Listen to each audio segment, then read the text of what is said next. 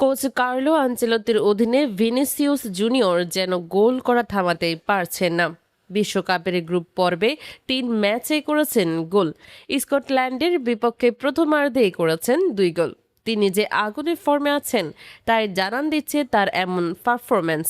আর তার এই ধারাবাহিকতা বলছে এবার বিশ্বকাপ জিতবে ব্রাজিল, কারণ বিশ্বকাপের ইতিহাসে একটি চমকপ্রদ ধারা আছে।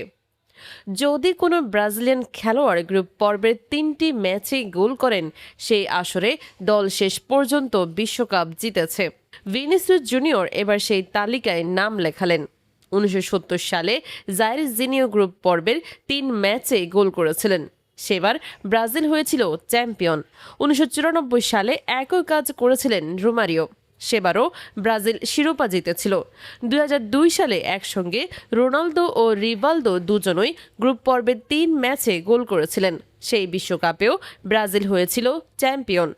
এবার 2026 বিশ্বকাপে ভিনিসিয়াস জুনিয়র গ্রুপ পর্বের 3টি ম্যাচে গোল করেছেন। এখন ইতিহাস বলছে এবারও ব্রাজিল হতে পারে চ্যাম্পিয়ন। অবশ্য ইতিহাসের ধারা মানেই ভবিষ্যতের নিশ্চয়তা নয়, তবে এই মিলটা ফুটবল প্রেমীদের ভাবাচ্ছে। জাইর জিনিও, রোমারিও, রোনালদো, রিভালদো প্রতিবারই এই ধারা মিলে গেছে।